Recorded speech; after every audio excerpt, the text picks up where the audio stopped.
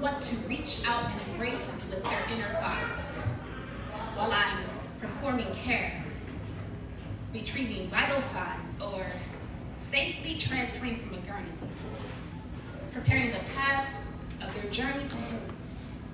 They proceed to fix their lips to profess their love for someone like me, a good one, and how they don't care about color, race, or creed, but also will never confess or attest to shit that is the long stem of ridiculousness in their small minds since like the 1960s.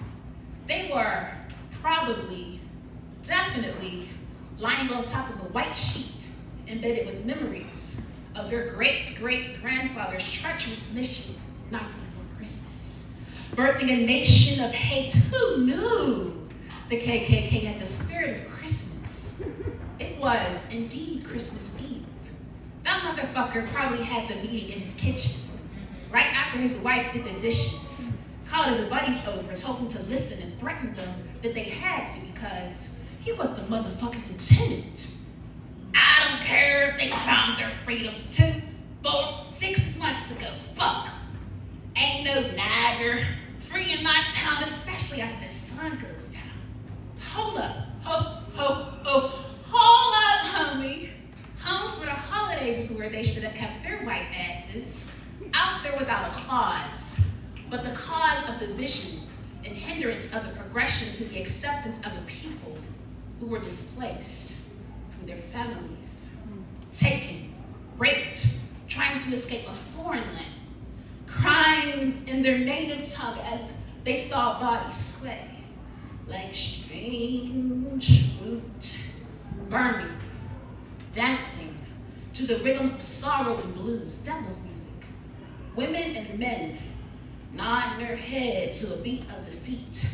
Yes, respect was and still is a form of survival. Yes, sir, Ross.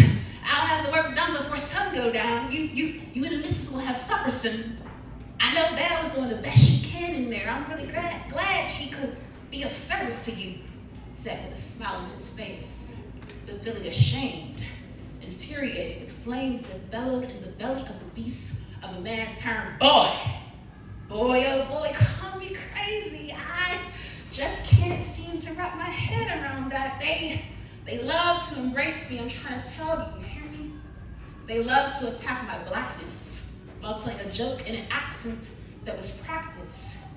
I'm working for every dollar today. Punchline about KFC and watermelon seeds wasn't that funny to me. I don't even eat watermelon. I actually hate the smell. That and cotton candy, oh well. I'll be sure to crop that out of our conversation. But talk about affirmative action. They allowed me in this place and it was just a spit in my face, wiping my cheeks, hair out of my eye. They're confused of how the barrels are formed from the roots, how gravity is not a factor.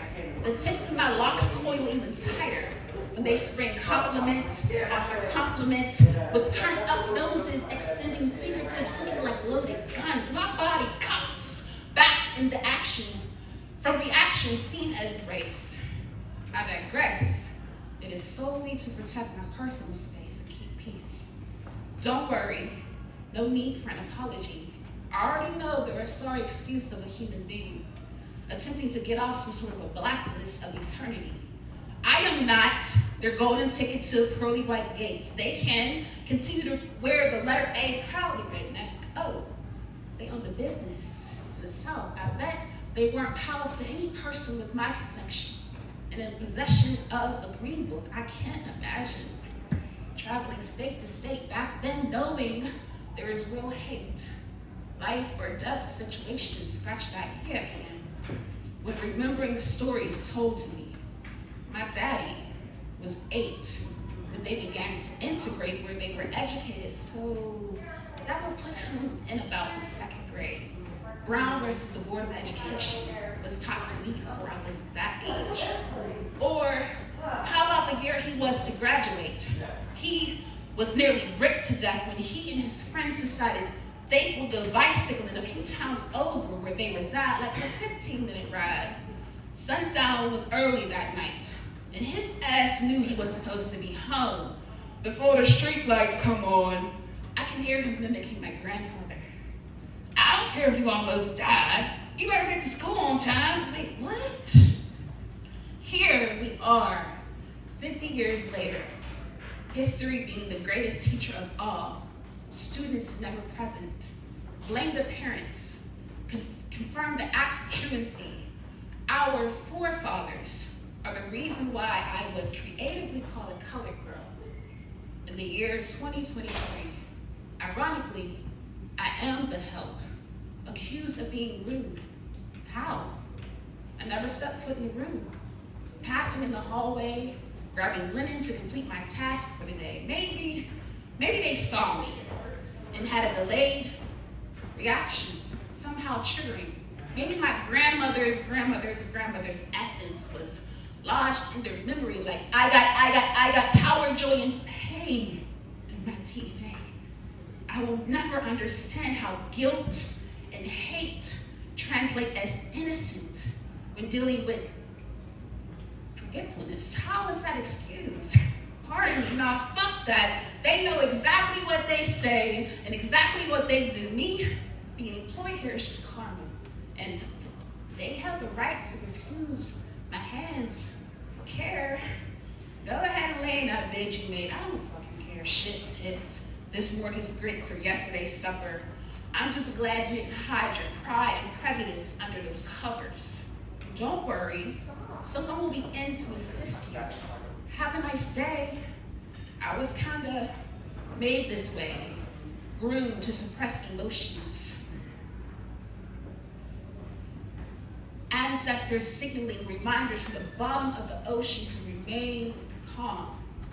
And the only thing they couldn't make was change. So I'll keep my helping hands and healing heart. I'll continue to show my true colors, not only with the back of my hand, but with the warmth of the blood that pumps my tender cord. I'll make sure they hear my hearty laugh and all the aides and nurses brag about how they love me so much. So much they'll swear compliments were rehearsed. And the memory of me will ring loud like that call, like I'm not about to answer. Yeah, that's from 217, Mr. Green. I can't count how many times I had to bite my tongue and turn my cheek the other way. And turn my cheek the other way for this paycheck next week. Couldn't respect in character, pretending words and slurs never hurt, never show it.